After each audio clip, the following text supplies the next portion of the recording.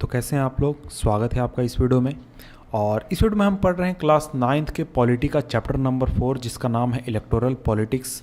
और ये है वीडियो नंबर 4 इस चैप्टर का। इसके पहले 3 वीडियोस किए हैं मैंने इस चैप्टर के ऊपर। अगर आपने उन वीडियोस को नहीं देखा तो नीचे डिस्क्रिप्शन में जाएँ, वहाँ पर प्लेलिस्ट का लिंक दिया हुआ है जहाँ से आप पीछे के वीडियोज़ को देख सकते हैं। तो देखिए, इस वीडियो के पहले जो हमने टॉपिक शुरू किया था उस टॉपिक में हम पढ़ रहे थे कि इंडिया में आखिर इलेक्शंस कैसे होते हैं और उसका पूरा प्रोसेस क्या है। तो उसी में हमने पिछले वीडियो में पढ़ा था कि रिजर्व कंस्टिट्यूएंसीज क्या होती हैं, ये कैसे काम करती है। और इसी का हिस्सा है आगे हमारा वोटर लिस्ट।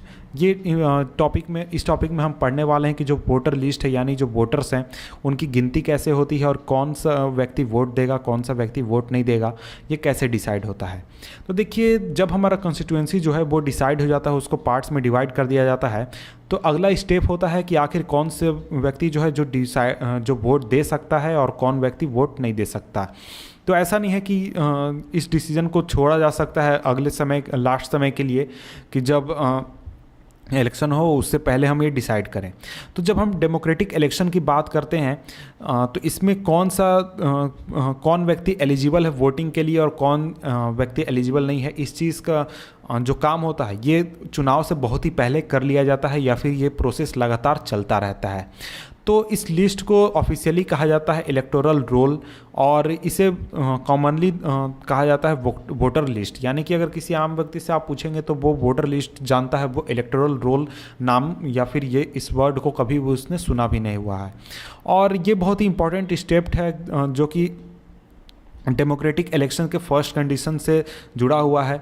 यानी कि everyone should get an equal opportunity to choose representative, यानी कि सभी को बराबर अधिकार मिलना चाहिए अपने रिप्रेजेंटेटिव को चुनने का। और चैप्टर 1 में हमने पढ़ा था कि जो प्रिंसिपल है यूनिवर्सल एडल्ट फ्रेंचाइज, उसके बारे में। इन प्रैक्टिस में अगर हम बात करें प्रैक्टिस के दौरान, तो इसका मतलब ये होता है कि सभी लोग, जितने भी लोग हैं, उनको एक वोट मिलेगा और उनके वोट का वैल्यू क्या होगा, इक्वल होगा। सभी लोगों के वोट का वैल्यू इक्वल होगा। कोई भी व्यक्ति जो है उसको वोट देने से रोका नहीं जाएगा और जब तक उसके कोई खास रीज़न ना हो। यानी कि अगर कोई खास रीज़न है तभी हम किसी व्यक्ति को वोट देने से रोक सकते हैं। फॉर एग्ज़ाम्पल कैसे? फॉर एग्ज़ाम्पल अगर कोई क्रिमिनल है जिसने बहुत सारे क्राइम्स किए हुए हैं और वो अगर वो जेल में बंद है तो उसे हम वोट देने से रोक सकते हैं या फिर सरकार रोक देती है। और कोई भी व्यक्ति है जो डिफरेंट सिटीजन्स हैं, जो अलग अलग सिटीजन्स हैं सोसाइटी में रहने वाले, वो एक दूसरे से काफ़ी ज़्यादा अलग होते हैं। कुछ लोग अमीर होते हैं, कुछ लोग गरीब होते हैं, कुछ लोग हाईली एजुकेटेड होते हैं, कुछ लोग बहुत ही कम एजुकेटेड होते हैं, कुछ लोग बिल्कुल ही एजुकेटेड नहीं होते हैं, कुछ लोग काइंड होते हैं, मतलब कि अच्छे बिहेवियर के होते हैं, कुछ लोग काइंड नहीं होते हैं। लेकिन सभी लोग जो हैं, चाहे उनका नेचर कैसा भी हो, वो सभी क्या हैं, ह्यूमन बीइंग्स हैं और उनकी अपनी ज़रूरतें हैं और उनके अपने व्यूज़ हैं। इसलिए हम सभी लोगों को एक तरीके से डिज़र्व करते हैं, या फिर सभी लोग जो भी ह्यूमन है वो ये डिज़र्व करता है कि उनकी जो आवाज़ है वो बराबर होनी चाहिए डिसीज़न लेने में। यानी कि उनके देश को कौन रूल करेगा, उनके देश को कौन चलाएगा, उनके राज्य को कौन चलाएगा, इस चीज़ का डिसीज़न लेने में उन सभी को अधिकार होना चाहिए, चाहे उनका बिहेवियर कैसा हो, चाहे वो अमीर हो या गरीब हो, या वो हाईली एजुकेटेड हो या फिर वो बहुत ही कमज़ोर हो। तो इस वजह से सभी के व्यूज़ को सुनना बहुत ही ज़रूरी है। इसलिए हम किसी भी व्यक्ति को वोट देने से रोक नहीं सकते हैं। अगर हम अपने देश की बात करें तो हमारे देश में सभी सिटीजन्स जो कि 18 साल से उम्र से ज़्यादा के हैं और वो वोट दे सकते हैं, इलेक्शन में पार्टिसिपेट कर सकते हैं। और इसके साथ ही सभी सिटीजन जो हैं उनके पास ये राइट होता है कि वो वोट दे सकते हैं, चाहे वो किसी भी कास्ट से बिलोंग करते हो, किसी भी रिलीजन से बिलोंग करते हो या फिर किसी भी जेंडर से बिलोंग करते हो। कुछ जो क्रिमिनल्स हैं और कुछ ऐसे पर्सन जो हैं जो उनका जो माइंड है वो बहुत ही अजीब टाइप का है, उनको डिनाइड कर दिया जाता है वोट देने से, यानी वो वोट नहीं दे सकते हैं। जैसे कि बहुत सारे क्रिमिनल्स हैं जिनको जेल में रखा गया है और उनको ऐसा नहीं है कि वोट देने के लिए उनको जेल से बाहर लाया गया, नहीं, उनको जेल में ही रखा गया और उनको वोट देने से रोक दिया गया। लेकिन ये जनरली रेयर सिचुएशंस में होता है, कुछ खास लोगों के साथ ही, यानी करीब हम बात करते हैं कि हमारे देश में 130 करोड़ की आबादी है, उसमें से मेरे ख्याल से 100, 200, 500, 1000 इस तरीके इतनी ही संख्या होगी जितने लोगों को वोट देने से रोका गया है।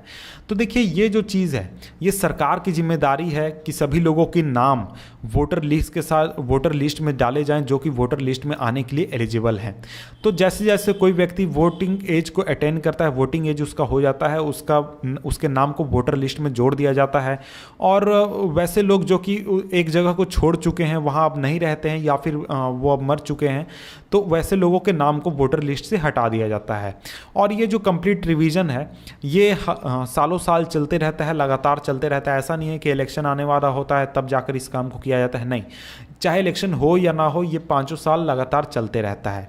और ये चीज़ ये ऐसा इसलिए किया जाता है ताकि जो हमारा वोटर लिस्ट है इसको अप टू डेट रखा जा सके और इसमें अचानक कोई भीड़ भाड़ जैसी समस्या ना हो कि अचानक 10,000 लोग आ गए कि हमारा नाम जोड़ दो, हमारा नाम जोड़ दो, इस तरीके की समस्या ना हो।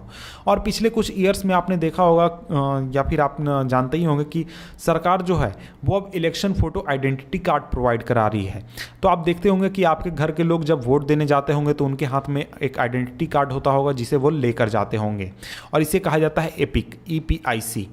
और जो गवर्नमेंट है उसने ये करने की कोशिश की है ताकि सभी लोगों को वो कार्ड प्रोवाइड कर सके, और जितने भी पर्सन्स हैं जिनके पास वोटर लिस्ट है, जिनके भी नाम है वो वोटर लिस्ट में, उनको ये चीज़ प्रोवाइड कराने की कोशिश की गई है। और जो वोटर्स हैं उनको ऐसा नहीं है कि उनको ये ले जाना ज़रूरी है, लेकिन उनको ये अगर ले जाते हैं तो उनके लिए अच्छा होगा। लेकिन ये जो कार्ड है ये कंपलसरी नहीं है, वोटिंग के लिए जो लोग हैं वो दूसरे प्रूफ्स को भी ले जा सकते हैं, जैसे कि राशन कार्ड, ड्राइविंग लाइसेंस, इस तरीके के कार्ड्स को भी ले जाकर वो वोट दे सकते हैं। इसके बाद अब हम देखते हैं नेक्स्ट टॉपिक है हमारा नॉमिनेशन ऑफ कैंडिडेट्स। यानी कि अब हमने देख लिया वोटर लिस्ट को, अब हम देखने वाले हैं कि जो कैंडिडेट्स होते हैं चुनाव लड़ने के लिए पार्टिसिपेट करते हैं उनका नॉमिनेशन को कैसे होता है। तो हमने ऊपर देखा कि डेमोक्रेटिक इलेक्शन में सभी लोगों के पास एक रियल चॉइस होता है, और ऐसा तभी हो सकता है जब हमारे पास हमारे बीच में कभी किसी भी तरीके का रेस्ट्रिक्शन ना हो कि आखिर चुनाव में कौन लड़ेगा। तो यही चीज़ है जो हमारा सिस्टम प्रोवाइड कराता है। तो कोई भी व्यक्ति जो कि इलेक्शन में वोटर बन सकता है वो बहुत ही आसानी से इलेक्शन में एक कैंडिडेट भी बन सकता है। तो यहाँ पर बेसिक डिफरेंस केवल ये है, केवल एक डिफरेंस है कि जो मिनिमम एज रिक्वायर्ड है वोटिंग के लिए वो 18 साल है, लेकिन चुनाव लड़ने के लिए जो मिनिमम एज रिक्वायर्ड है कैंडिडेट बनने के लिए वो है 25 साल। और इसके अलावा कुछ तरह के रेस्ट्रिक्शंस क्रिमिनल्स के ऊपर लगाए गए हैं कि अगर आपको 2 साल से ऊपर की सज़ा हो चुकी है तो आप चुनाव नहीं लड़ सकते हैं, इस तरीके के बहुत सारे। और ये सभी चीज़ें जो हैं ये एक्सट्रीम केसेस में ही अप्लाई होते हैं। क्रिमिनल केसेस आपके ऊपर हैं और 2 साल से ज़्यादा सज़ा हो चुकी है तब आप चुनाव नहीं लड़ सकते हैं, इस तरीके के। और इसके बाद जो पॉलिटिकल पार्टीज़ होती हैं वो अपने कैंडिडेट को खड़ा करती हैं, पॉलिटिकल सिंबल प्रोवाइड कराती हैं और सपोर्ट प्रोवाइड कराती हैं। और पॉलिटिकल नॉमिनेशन को जो यानी कि अगर कोई कैंडिडेट पॉलिटिकल पार्टी से चुनाव लड़ रहा है तो उसे हम जनरली कहते हैं कि वो पार्टी के टिकट पर चुनाव लड़ रहा है। तो इस तरीके के वर्ड्स का हम यूज़ करते हैं। तो हर एक पर्सन जो इलेक्शन को कंटेस्ट करना चाहता है उसे एक नॉमिनेशन फॉर्म फिलअप करना होता है और कुछ पैसे देने होते हैं सिक्योरिटी डिपॉजिट के रूप में जो हमारा इलेक्शन कमीशन है उसके पास। तो पिछले कुछ सालों में एक नया सिस्टम इंट्रोड्यूस किया गया है जो कि एक तरीके से सुप्रीम कोर्ट के डायरेक्शन पर किया गया है, जिसमें जितने भी कैंडिडेट्स होंगे जो कि चुनाव लड़ेंगे उनको लीगल डिक्लेरेशन देना होगा, जिसमें वो सभी डिटेल्स प्रोवाइड कराएंगे क्रिमिनल केसेस से रिलेटेड। अगर उनके खिलाफ कोई क्रिमिनल केसेस हैं उसके बारे में, उनकी संपत्ति कितनी है और लाइबिलिटीज़ उनकी कितनी है, और उनके परिवार के बारे में सभी लोगों के। और इसके बाद एजुकेशनल क्वालिफिकेशंस कैंडिडेट के कितने हैं, इन सभी चीज़ों को प्रोवाइड कराना कैंडिडेट्स के लिए अब मस्ट है। और इसके बाद इंफॉर्मेशन जो है इस इंफॉर्मेशन को पब्लिकली अवेलेबल कराया जाता है।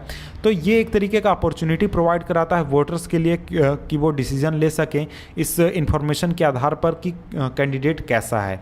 तो देखिए यहाँ पर एक छोटा सा चीज़ है कि एजुकेशनल क्वालिफिकेशन फॉर कैंडिडेट्स। तो यहाँ पर एक बात आप ध्यान से दे सकते हैं कि इंडिया में चुनाव लड़ने के लिए किसी भी तरीके का एजुकेशनल क्वालिफिकेशन सेटअप नहीं किया गया है। तो जैसे कि आप क्रिकेट में देखते हैं कि क्रिकेट खेलने के लिए आपको किसी भी तरीके का एजुकेशनल क्वालिफिकेशन की ज़रूरत नहीं है, वहाँ पर सिर्फ आपको क्रिकेट खेलना आना चाहिए।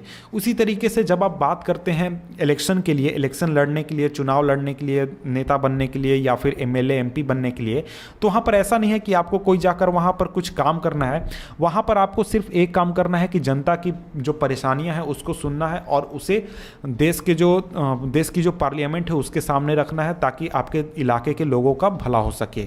और इस काम को करने के लिए ऐसा नहीं है कि किसी भी तरीके के एजुकेशन की ज़रूरत है, और इस वजह से हमारे देश में किसी भी तरीके का रेस्ट्रिक्शन नहीं है कि आखिर कौन चुनाव लड़ सकता है और कौन चुनाव नहीं लड़ सकता है एजुकेशन के हिसाब से।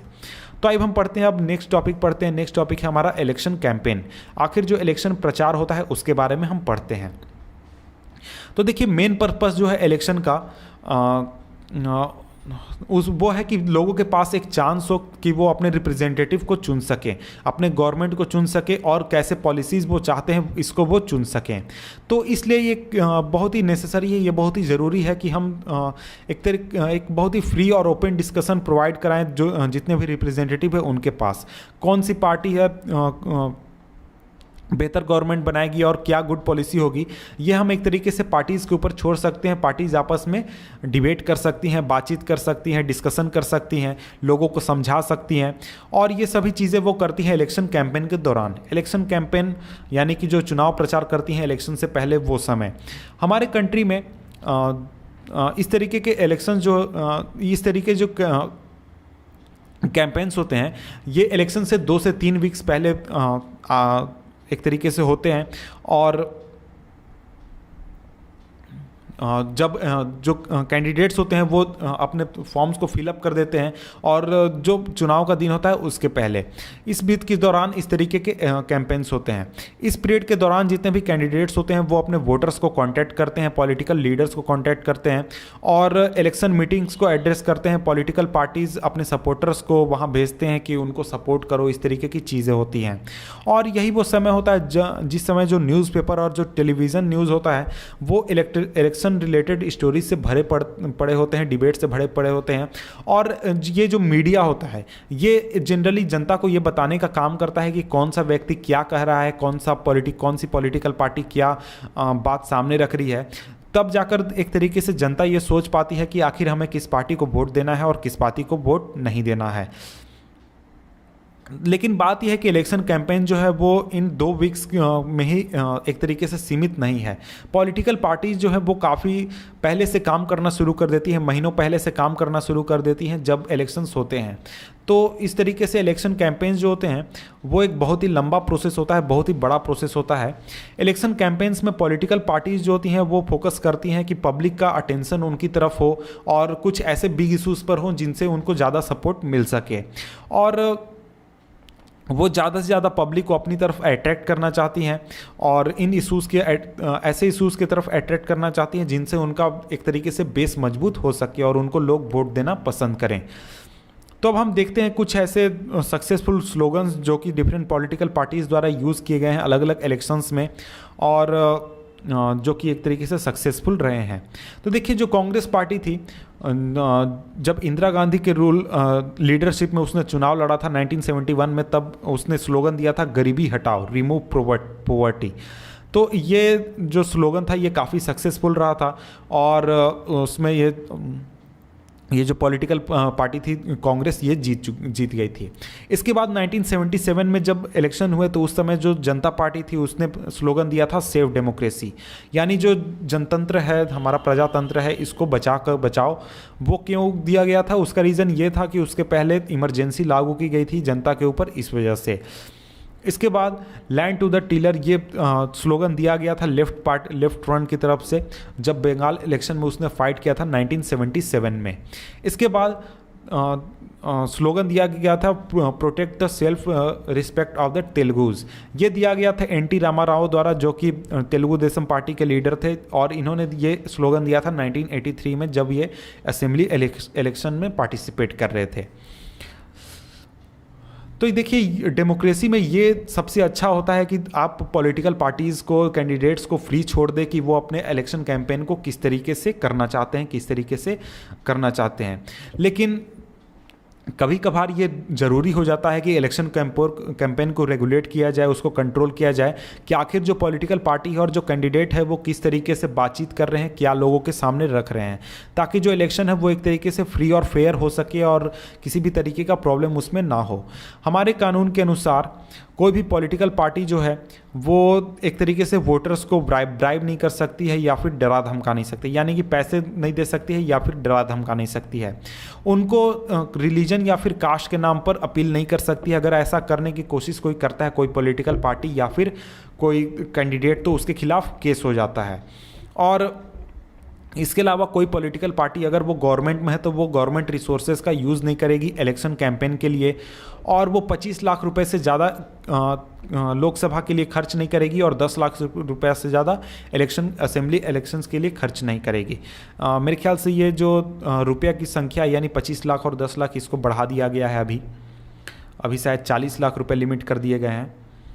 इसके बाद अगर ऐसा वो करते हैं तो उनका जो इलेक्शन है उनको रिजेक्ट किया जा सकता है कोर्ट के द्वारा, और उनको रिजेक्ट किया जा सकता है अगर वो जीत चुके हैं चुनाव तब भी।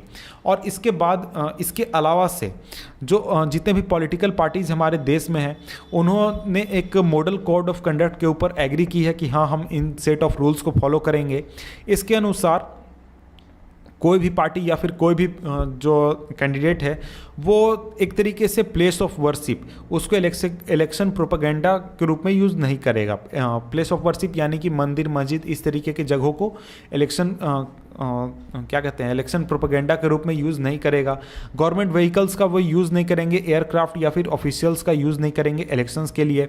और जब इलेक्शंस अनाउंस हो जाएंगे तो जो मिनिस्टर्स हैं वो किसी भी तरीके के प्रोजेक्ट्स का शिलान्यास या फिर उद्घाटन नहीं करेंगे, और किसी भी तरीके के जो बड़े पॉलिसी डिसीजंस हैं उनमें वो पार्टिसिपेट नहीं करेंगे या फिर डिसीजन बड़े नहीं लेंगे, जो कि एक तरीके से पब्लिक फैसिलिटीज़ प्रोवाइड करती हों। यानी कि सरकार के जो तंत्र है उसको आप यूज़ करके इलेक्शन में पार्टिसिपेट नहीं कर सकते हो, इलेक्शन में आप अपने जनाधार को नहीं बढ़ा सकते हैं। इसके बाद नेक्स्ट टॉपिक है polling and counting of votes. तो देखिए ये एक बहुत ही इंपॉर्टेंट पार्ट है, ये एक तरीके से फाइनल स्टेज है पूरे इलेक्शन प्रोसेस का।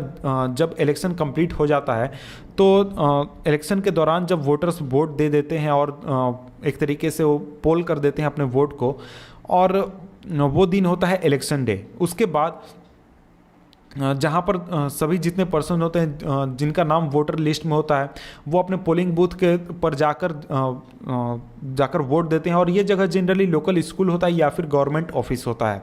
जब ये लोग अंदर जाते हैं वहाँ पर जो ऑफिशियल्स होते हैं इनके आइडेंटिटी को पहचान करते हैं, आइडेंटिफाई करते हैं और उनके फिंगर पर मार्क करते हैं और उन्हें वोट देने का एक तरीके से परमिशन देते हैं। और जो एजेंट होते हैं हर एक कैंडिडेट के, वो उनको एक परमिशन होती है कि वो अंदर बैठकर इन चीज़ों को चेक कर सकते हैं, देख सकते हैं, ताकि इलेक्शन को फेयर वे में किया जा सके। तो देखिए यहाँ पर एक बात की गई है कि क्या इलेक्शन जो है वो बहुत ही एक्सपेंसिव है हमारे कंट्री में। तो यहाँ पर दिखाया गया था कि 1300 करोड़ रुपए खर्च हुए थे 2004 के लोकसभा इलेक्शंस कराने में, और इस चीज़ को अगर पर वोटर के हिसाब से देखा जाए तो ये करीब 20 रुपये पर वोटर पड़ता था। और मेरे ख्याल से ये उतना खर्चीला नहीं है इलेक्शन, क्योंकि जो चीज़ें होती हैं जो हमें फ़ायदा मिलता है इलेक्शन हो जाने की वजह से वो बहुत ही ज़्यादा है, करीब 1300 करोड़ के मुकाबले। क्योंकि अगर हम देखें तो सरकार इससे बहुत ही ज़्यादा पैसे कमाती है, बहुत ही ज़्यादा उसके पास पैसे होते हैं, तो इतने पैसे इलेक्शन के ऊपर खर्च भी हो जाए तो उतना ज़्यादा कोई फ़र्क नहीं पड़ता है। तो इसके बाद अब हम आगे बढ़ते हैं। तो पहले जो वोटर्स होते थे आज के कुछ सालों पहले, वो वोट देते थे बैलेट पेपर के ऊपर, बैलेट पेपर के ऊपर स्टाम्प करके वो वोट दिया करते थे।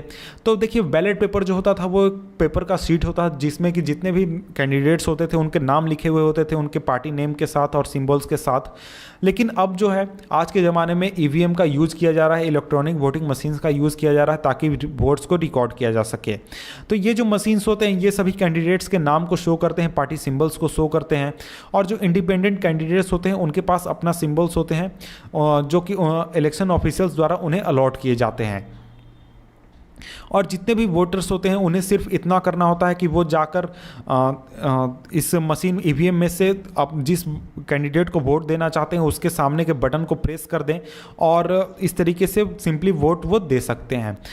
तो जैसे ही जो पोलिंग है वो ख़त्म हो जाता है, सारे ईवीएम्स को सील कर दिया जाता है और उनको ले जाया जाता है एक सिक्योर प्लेस पर, यानी एक सुरक्षित जगह पर, जहाँ पर कुछ दिनों के बाद जो फिक्स डेट पर जितने भी ईवीएम्स हैं उनको कंस्टिट्यूएंसी के हिसाब से खोला जाता है और उनके जितने भी वोट्स हैं उनको गिना जाता है, काउंट किया जाता है और सभी कैंडिडेट्स के एजेंट्स वहाँ पर प्रेजेंट होते हैं ताकि जो काउंटिंग है उसको प्रॉपरली किया गया है या नहीं इस चीज़ को वो चेक कर सकें। तो जो कैंडिडेट जिस कैंडिडेट को सबसे ज़्यादा वोट्स मिलते हैं, सबसे ज़्यादा वोट्स मिलते हैं, वो एक तरीके से उसे इलेक्टेड डिक्लेयर किया जाता है। और अगर हम जनरल इलेक्शन की बात करें तो यूजुअली काउंटिंग ऑफ वोट जो है सभी कंस्टिट्यूएंसीज़ में होता है एक ही समय पर एक ही साथ, और इसके साथ ही जो टेलीविज़न चैनल्स होते हैं, रेडियो होते हैं, न्यूज़पेपर्स होते हैं, इस इवेंट को पूरी तरह से रिपोर्ट करते हैं और अगले ही कुछ घंटों में काउंटिंग एक तरीके से ख़त्म हो जाती है और रिजल्ट को डिक्लेयर कर दिया जाता है और ये बहुत ही क्लियर हो जाता है कि आखिर अगला सरकार कौन बनाने वाला है। तो देखिए यहाँ पर शायद ये टॉपिक ख़त्म हो चुका है और नेक्स्ट टॉपिक है 4.3 what makes elections in India democratic. तो देखिए इस चीज़ को हम पढ़ने वाले हैं नेक्स्ट वीडियो में, जिसका लिंक मैं नीचे डिस्क्रिप्शन में दे दूंगा। तो मिलते हैं आपसे हम नेक्स्ट वीडियो में, तब तक के लिए गुड बाय।